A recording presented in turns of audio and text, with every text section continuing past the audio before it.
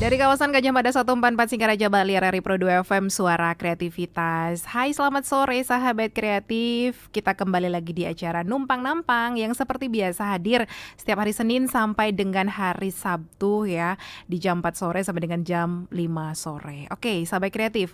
Pandemi virus corona itu membuat kita harus jaga jarak sosial dan di rumah aja. Nah, kalau bagi anak-anak, mereka dapat meminta dan kerap melakukan tawar-menawar nih untuk waktu bermain dan juga pemutaran film yang lebih banyak daripada memilih untuk belajar.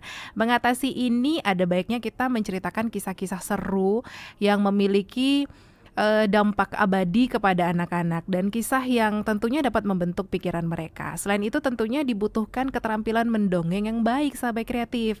Nah, agar kita tahu seperti apa sih atau gimana sih caranya menjadi pendongeng yang baik gitu kan. Oke, kita sudah kedatangan narasumber di studio yang udah gak asing lagi sahabat kreatif karena udah sering jadi narasumber juga di RRI dan terakhir itu kemarin ngisi podcast RRI ya. Ini dia Niluh Wanda Putri Pradanti yang merupakan seorang konten kreator, storyteller, pengajar, penulis, dan juga pendongeng. Halo, selamat sore. Hai, selamat sore Kak Wanda. Selamat sore, Kak. Gimana kabar sore hari ini? Baik dan sangat bersemangat nih. Oke, ceria juga sore hari ini ya. Oke, kenalan dulu dong sama sahabat kreatif di rumah. Oke, halo semua sahabat kreatif di rumah. Saya Wanda. Saya saat ini bekerja sebagai guru. Selain itu, saya juga berkarir sebagai pendongeng dan penulis cerita anak.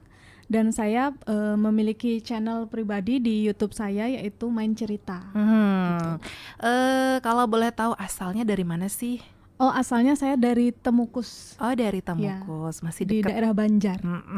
Dan untuk saat ini kesibukannya lagi ngapain aja di situasi pandemi kayak begini? Kebetulan bulan ini sudah libur sekolah ya.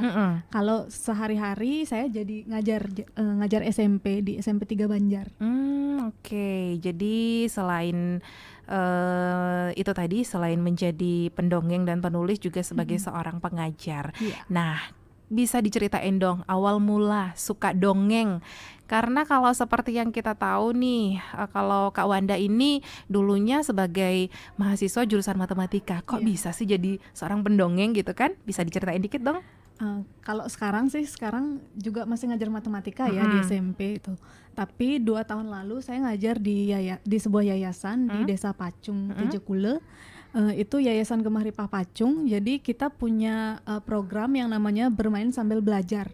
Jadi anak-anak di sana kita ajak belajar sambil menggunakan permainan-permainan dan dengan cara-cara yang aktif, kreatif kayak gitu. Dan salah satunya adalah para guru di sana itu dibekali gitu dengan kemampuan mendongeng gitu. Kita dilatih gitu setiap hari bisa mendongeng kayak gitu untuk anak-anak gitu.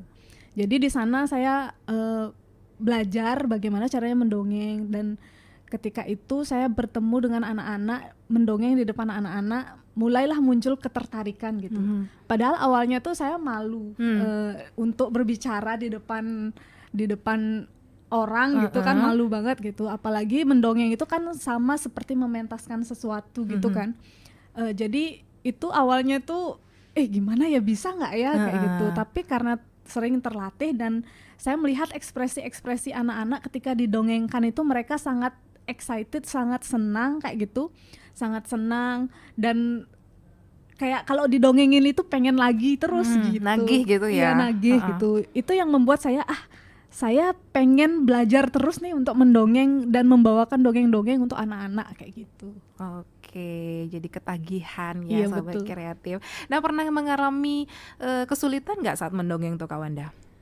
Kesulitannya terutama untuk anak-anak PAUD ya, biasanya mereka itu sangat polos dan sangat terus terang gitu. Kalau dia di tengah-tengah dongeng dia merasa bosan, dia tidak akan mendengarkan kita gitu. Jadi itu tantangan yang kita harus berlatih terus gitu untuk bagaimana menarik perhatian mereka ketika pada saat di tengah-tengah dongeng tuh mereka kehilangan fokus gitu kan. Jadi gimana caranya menarik perhatian, jadi kita libatkan mereka kayak gitu-gitu untuk ikut bergerak atau melakukan sesuatu gitu bersama kita dalam mendongeng. Dengan begitu mereka kembali fokusnya lagi kayak gitu-gitu. Itu perlu belajar banyak. Terus di awal-awal itu banyak pengulangan kata. Ya. Kalau misalnya mendongengnya itu tidak menggunakan buku gitu kan, ada caranya, ada mendongeng itu dengan buku cerita langsung, terus ada yang tidak menggunakan buku cerita kayak gitu. Nah, ketika tidak menggunakan buku cerita ini, waktu latihan itu harus cukup banyak gitu, sehingga ketika mementaskan dongeng itu kita benar-benar bisa menarik perhatian anak-anak selama kita mendongengkan itu. Oke, berarti sebenarnya nggak mudah ya untuk menjadi seorang pendongeng itu ya. Terutama untuk anak-anak yang usia PAUD di bawah 5 tahun itu. Oke. Nah, selama ini suka duka menjadi pendongeng, kalau boleh diceritain sama sahabat kreatif di rumah. Kebanyakan sukanya sih ya. Kebanyakan suka. Kalau dukanya itu hampir nggak ada sih, cuman pada saat prosesnya itu memang memerlukan proses yang sangat panjang gitu, karena kita harus latihan setiap hari gitu, karena saya kan pengennya biar bisa mendongeng dengan ya sesempurna mungkin lah gitu, untuk biar nggak tiba-tiba ngeblank pada saat di pertengahan mendongeng terus lupa di jalan ceritanya apa kayak gitu kan. Jadi harus latihan terus menerus kayak gitu dan konsisten gitu. Karena pernah saya selama seminggu nggak pernah ngambil dongeng lagi kan. Ketika ngambil lagi tuh udah kayak aduh gimana nih ya gitu. Jadi harus tiap hari dilatih kayak gitu. Oke, tapi pernah nggak sih seperti itu, misalnya kita lagi asik-asiknya dongeng, di pertengahan lupa sama jalan ceritanya, pernah kayak gitu? Kalau misalnya kita sudah menguasai materinya sih nggak, kita nggak akan lupa jalan ceritanya gitu. Tapi kalaupun lupa gitu, kita bisa nanya aja sama anak-anak tadi ceritanya sampai mana ya gitu. Atau kita selingan aja bikin ngajak mereka nyanyi atau apa kayak gitu-gitu. Oke, seperti itu sahabat kreatif ya. Nah, mungkin ada yang bertanya-tanya juga di rumah nih, gimana sih caranya menjadi pendongeng yang baik? Tips nih untuk sahabat kreatif yang mungkin punya sedikit keinginan untuk menjadi seorang pendongeng juga. Kalau misalnya mendongeng untuk anak di rumah ya, sebetulnya tidak banyak tipsnya. Yang pertama ada ceritanya, kalau bisa diusahakan buku gitu, karena itu bertujuan untuk menarik minat anak untuk membaca gitu. Jadi ketika mereka terbiasa melihat buku, mereka itu tidak menganggap buku itu sebagai sesuatu yang menakutkan gitu.